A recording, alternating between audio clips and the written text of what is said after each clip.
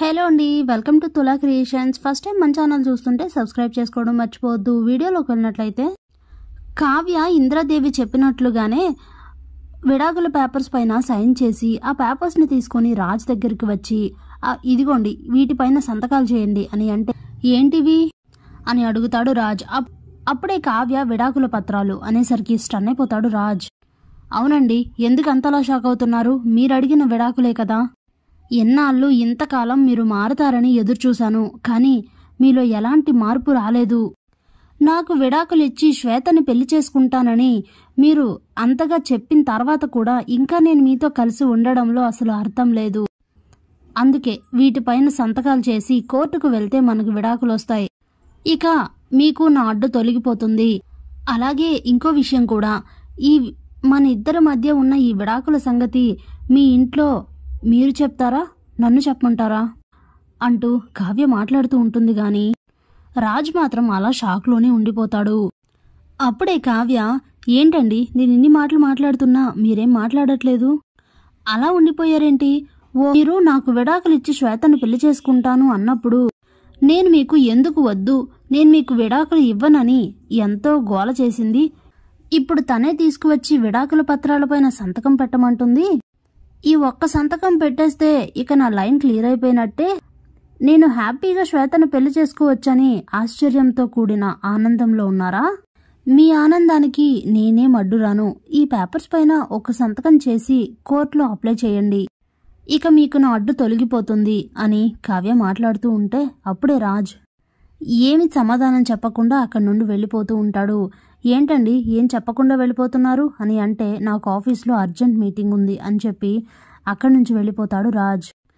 ఇక కావ్య అయితే చాలా చాలా టెన్షన్ పడుతూ చాలా బాధపడుతూ ఉంటుంది. ఒకవేళ తన నిర్ణయంలో ఎలాంటి మార్పు లేకుండా నిజంగానే తను నాకు విడాకులు ఇచ్చేస్తే అప్పుడు నా పరిస్థితి ఏంటి అనుకుని చాలా బాధపడుతూ ఏడుస్తూనే ఉంటుంది కావ్య. ఇదిలా ఉండగా రాజ్ అయితే ఆఫీస్కి వస్తాడు. ఇంతలోనే శ్వేతకు కూడా కాల్ చేసి ఆఫీస్కి రమ్మని చెప్తాడు రాజ్. అప్పుడే శ్వేత వచ్చి తనతో మాట్లాడుతున్నా కూడా రాజ్ చాలా డల్గా ఒక్క మాటకు కూడా సమాధానం చెప్పకుండా అలా ఉండేసరికి, ఏంటి రాజ్ ఇవాళ పొద్దు పొద్దునే ఏమైంది నీకు, ఎందుకు అలా ఉన్నావు అని అడుగుతుంది శ్వేత. అప్పుడే రాజ్, అదే నాకు కూడా అర్థం కావట్లేదు శ్వేత, ఇంతకు ముందంతా నేను అనుకున్నదే ఈరోజు జరిగింది, అయినా కూడా నేను ఎందుకు ఇలా అయిపోయానో నాకు అర్థం కావట్లేదు అని అంటే, దేని గురించి మాట్లాడుతున్నావు నువ్వు అని అడుగుతుంది శ్వేత. అప్పుడే రాజ్, 3 నెలల తర్వాత నేను చేయాలనుకున్న పనే ఇప్పుడు కావ్య చేసింది అని అంటే, ఏం చేసింది అని అడుగుతుంది శ్వేత. నేను తనకి ఇవ్వాలనుకున్న విడాకులు ఈరోజు తనే నాకు విడాకుల పేపర్స్ పైన సైన్ చేసి నా దగ్గరకు తీసుకువచ్చి సైన్ చేయమని అడిగింది. అంటే నాకు విడాకులు ఇవ్వాలని కావ్య నిర్ణయించుకుంది అనేసరికి స్టన్ అయిపోతుంది శ్వేత.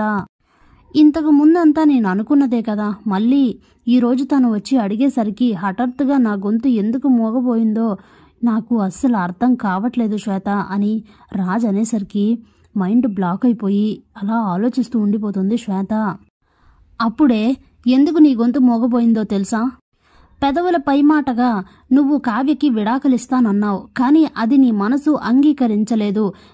నీ మనసులో ఉన్న ప్రేమని బయట పెట్టకుండా నీకు ఉన్న ఈగోతో తనని నువ్వు దూరం చేసుకోవాలనుకుంటున్నావు, అంతే తప్ప కావ్యని దూరం చేసుకోవడానికి ఎలాంటి కారణం లేదు. ముందే చెప్పాను రాజ్, నీకు లేనిపోని సమస్యలు వస్తాయి, వద్దు అని. కావ్య లాంటి మంచి మనసున్న అర్థం చేసుకునే అమ్మాయి దొరకడమే అదృష్టం. అసలు ఇప్పటికైనా మించిపోయింది ఏమీ లేదు.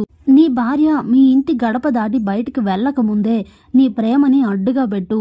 నువ్వెళ్ళి నీ మనసులో ఉన్న ప్రేమని కావ్యకి చెప్పు, తను నిన్ను అర్థం చేసుకుంటుంది రాజ్, నా మాట విను. ఈగోకు పోయి విడాకుల పత్రాలపైన సైన్ చేస్తే మాత్రం ఆ తర్వాత నువ్వు కావ్యని వదిలి ఉండలేవు, పిచ్చివాడివైపోతావు. ఎలా ఆలోచిస్తావో నీ మనసేంటో తెలిసిన దానిగా చెప్తున్నాను, ముందుగా హెచ్చరిస్తున్నాను రాజ్, ఆ తర్వాత నీ ఇష్టం అని చెప్పి అక్కడి నుంచి వెళ్ళిపోతుంది శ్వేత. ఇక రాజ్ కూడా అలా ఆలోచిస్తూ ఉంటాడు. అసలేమైంది నాకు? నిజంగా శ్వేత చెప్పినట్లు నా మనసులో కావ్య పైన ప్రేమ ఉందా? అందుకేనా నేను ఇలా బిహేవ్ చేస్తున్నాను అనుకొని భాస్కర్ వచ్చిన దగ్గర నుంచి జరిగినవన్నీ కూడా గుర్తు చేసుకొని ఏంటిదంతా అని ఆలోచిస్తూ ఉంటాడు రాజ్. ఇంతలోనే రాత్రి అవుతుంది. రాజ్ కూడా ఇంటికి వచ్చేస్తాడు.